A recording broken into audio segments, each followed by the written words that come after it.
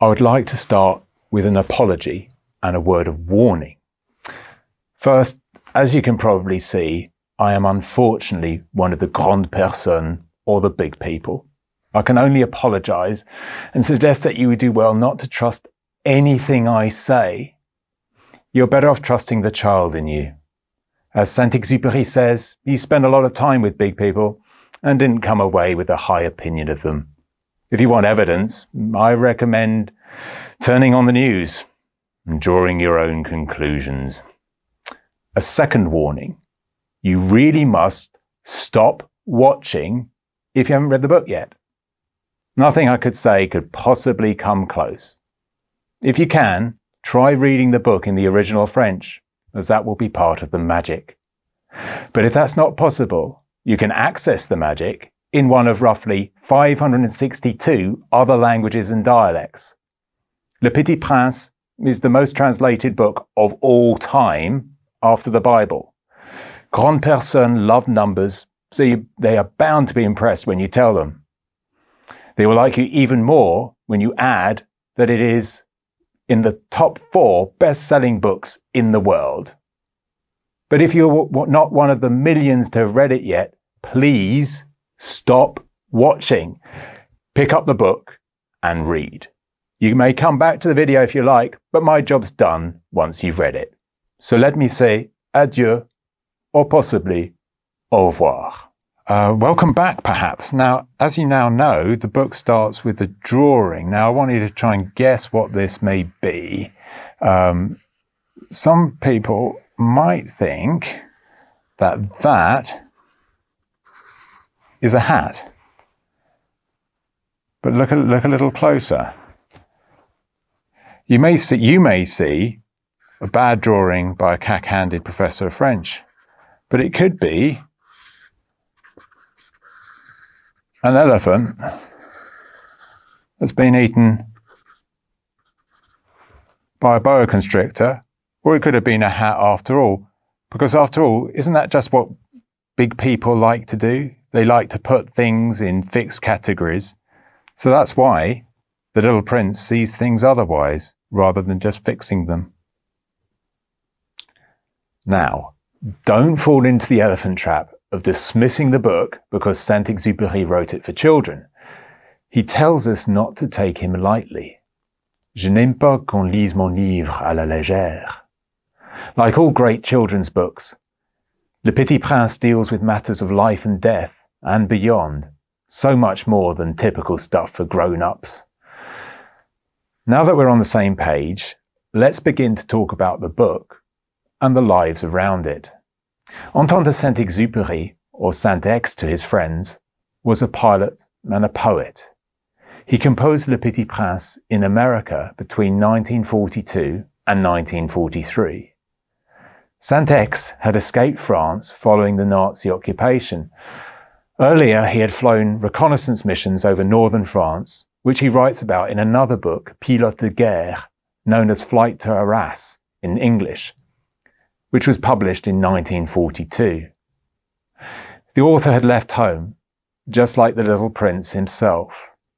He entrusted the manuscript of Le Petit Prince to a friend in New York when he set sail for Gibraltar on 2nd of April 1943. It was first published in the States later in 1943 and in France only in 1946, after it was banned by the Nazi-sympathizing Vichy government. Remember, the first words of the Little Prince are to ask for a drawing of a sheep. Dessine-moi un mouton. It's become a kind of catchphrase in France, very famous. Now, I asked a friend of mine, the artist Dominic Hills, to draw me a sheep, and he kindly agreed because, unlike me, he can draw. The Little Prince started with a drawing for Saint-Exupéry too. He was already a celebrated and celebrity French writer in New York, the toast of the town, much to the annoyance of other expat French writers.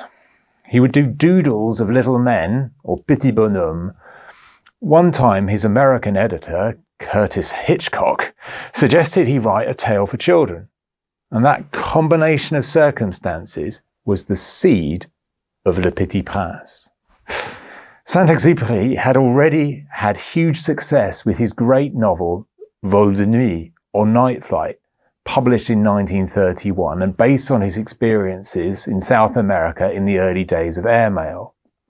In 1939, he published Terre des Hommes, simultaneously released in the States as Wind, Sand and Stars, where it won the National Book Award.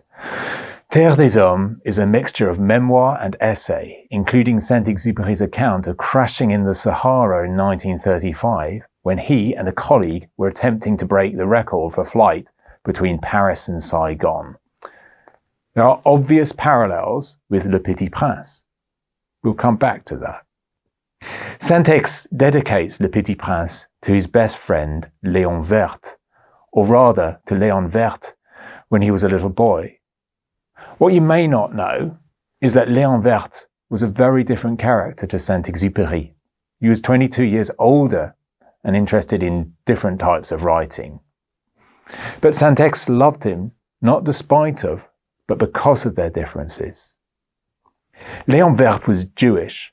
He could have escaped France, but chose to stay, living in hiding in very difficult conditions, and that's why Saint-Ex says his friend is cold and hungry and in need of consolation. And that's not just in the dedication to Le Petit Prince. He also wrote a short set of essays, Lettre à un otage, or Letter to a Hostage, addressed to his friend. Although he was feted in New York, Saint-Ex missed home and wanted to help his friends and family left behind. Hence his return from North America to North Africa in April 1943, so he could fly reconnaissance missions over Vichy, France, despite being officially much too old to fly and being in poor shape physically. On 31st July 1944, he took off for a mission from which he never returned. The wreckage of his plane was discovered in the year 2000, but what happened remains a mystery. The Little Prince is also a mystery. The little boy asks questions, but tends not to give answers. He is happy with the drawing of the sheep in the box, but doesn't need it tied up because it couldn't go very far anyway. Droit devant soi, on ne peut pas aller bien loin. Earth may be a whole lot bigger than asteroid B612, but on Earth too, if you go straight ahead, you won't get very far. We may believe we are free to just keep on walking straight ahead, but Saint-Exupéry learned otherwise in the Sahara. He never had home in his heart as much as when he was lost in the desert. He began to realize the mystery of how when you set out on a journey, you're already preparing your return.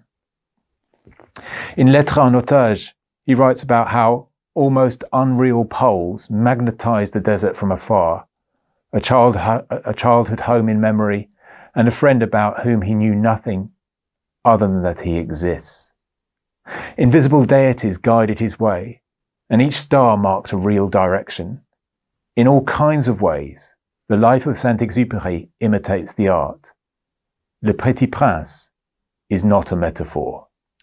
Le Petit Prince himself never gives the game away, but the pilot pieces together the clues to conclude that his home was probably asteroid B612, discovered by a Turkish astronomer.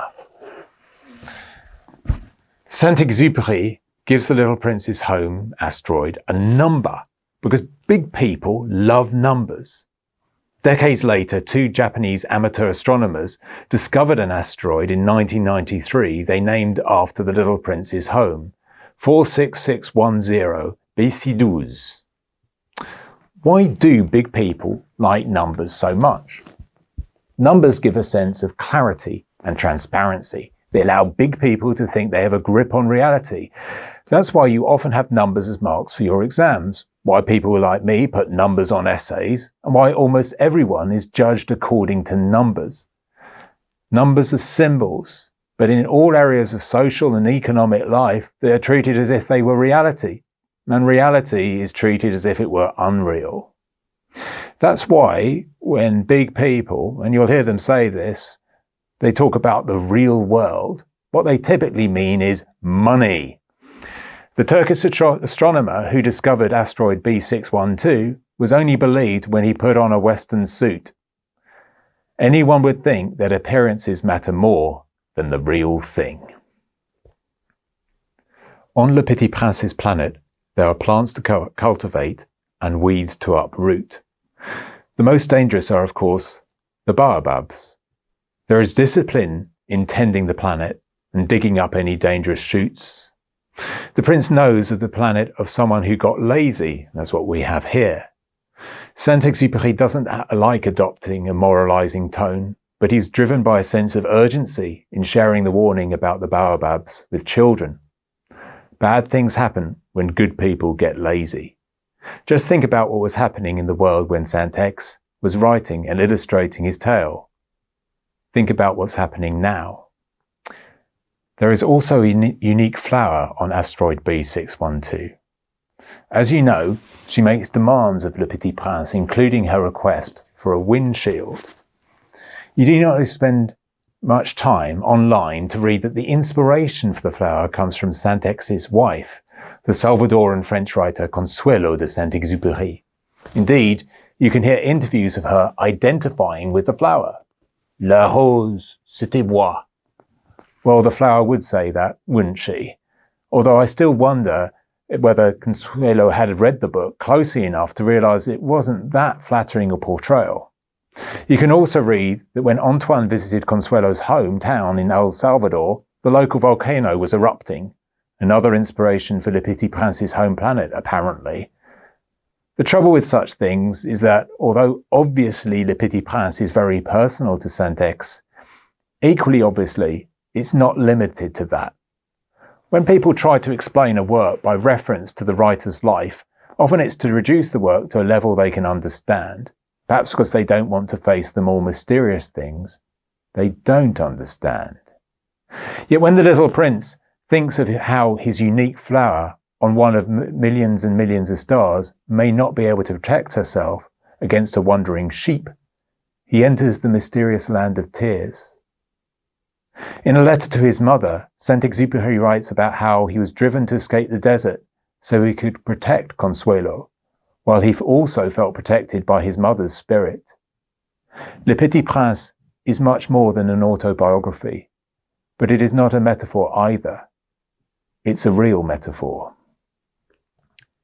That's why, despite everything, the flower loves the little prince, and he loves her, and he does seek to protect her by sweeping the volcanoes for one last time before his flight away.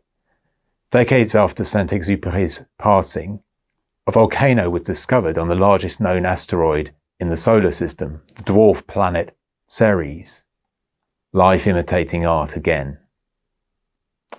The first asteroid he lands on is dominated by this magnificent monarch, a king not only of his tiny planet, but of all he can see and doubtless beyond too, an absolute and universal monarch. But although the king is ridiculous, he is no more ridiculous than any other person throughout history who has claimed absolute authority over others. In some ways, he's kinder and more reasonable than many of them. Perhaps Saint-Exupéry is compassionate to the king, who thinks he has such tremendous authority, but is in fact tremendously isolated, a sad and lonely figure. As the king says, only the truly wise can judge themselves well. It's much easier to judge others, but how can we be sure we're getting it right? Having said that, it's all too easy to judge the businessman, counting the stars and thinking he owns them. Saint-Exupéry, like the Little Prince, clearly thinks he's ridiculous and reprehensible. Like volcanoes on asteroids, obviously Saint-Exupéry did not know of a future president of the USA, yet his portrait of the businessman does bear an uncanny resemblance to Donald Trump, and not just physically, you might say. The businessman thinks he owns the stars, but he scarcely pays any attention to them. In trying to possess everything, he gets nothing. The tiny planet of the lamplighter is another matter. He's stuck following an old rule that has become an absurdity, so all he ever does is to light and extinguish the lamp as his planet spins ever faster. There's possibly a lesson there for all of us about not blindly following rules. But the little prince thinks that he might have become friends with the lamplighter because he's the first big person he's encountered who thinks of something other than himself. If the lamplighter could free himself from following the rule, he could enlighten more than just his tiny bit of the universe. When he lands on Earth in the desert, there are no big people around. Big people do not take up as much room as they like to think they do. Saint-Exupéry is right. Human beings make up only 1/10,000th or 0.01% of all life on Earth by biomass. So the first character the little prince encounters is not a big person, but a much more powerful creature, the serpent.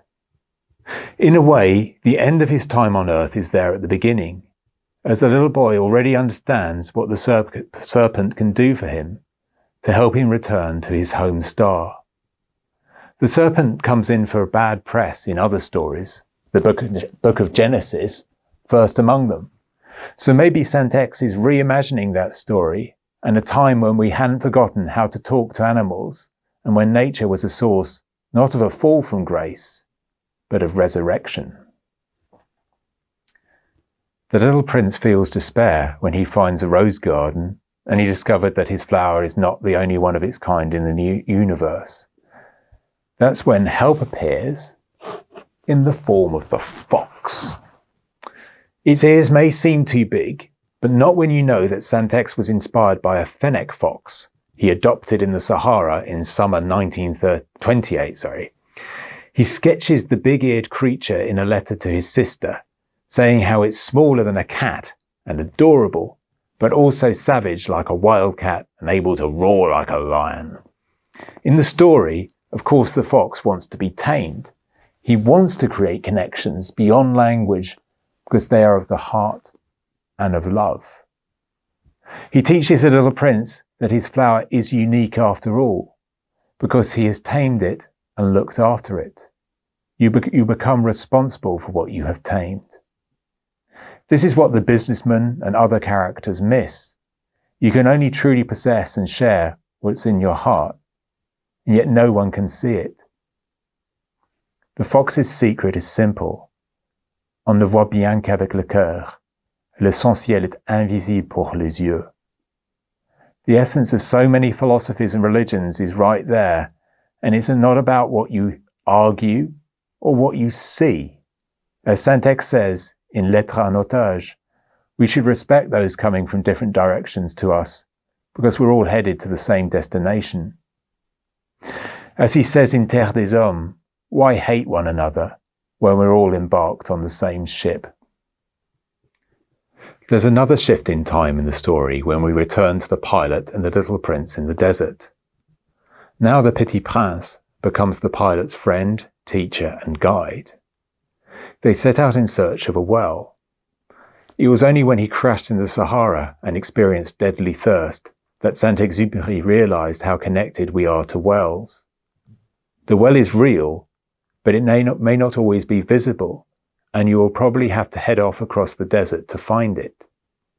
Only then may you find the water you thirsted after without perhaps realizing that you did. The pilot has let himself be tamed. The little prince, meanwhile, has done a deal with the serpent. His star will be overhead that night and he can return home, but he cannot take his body with him. He tries to console the pilot, who can look up like him and see 500 million stars, each with a well and a pulley making a sound like sleigh bells. Only those who love the little prince will realize it makes all the difference in the universe, whether or not on another star a sheep has or has not eaten a flower. The little prince falls without a noise. As Saint-Ex says in Lettres en otage, true miracles do not make a sound. So we are left with what Saint-Exupéry calls the saddest and most beautiful landscape that could be anywhere in the world where people have created links. At the end of Terre des Hommes, Saint-Exupéry talks about seeing a baby on a train full of downtrodden Polish travellers. He thinks of the adorable baby as a child Mozart.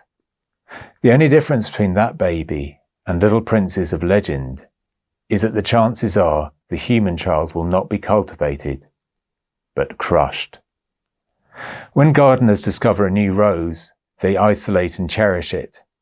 But who acts as gardeners for people, especially for children? In a way, people end up assassinating Mozart unless we breathe spirit over the clay of mankind, he says. They found a letter on Saint-Exupéry's desk after he took off on his final flight. He spent a lot of time in the air, even reading and writing as he flew, but also, of course, he contemplated the land of men beneath him. He concludes his final letter to a friend with these words: "If I came down, I will regret absolutely nothing. The future termite mound horrifies me. As for me, I was made to be a gardener. Si je suis descendu, je ne regretterai absolument rien. La terre métière future m'épouvante. Moi, j'étais fait pour être jardinier. Je vous embrasse. Saint-Ex."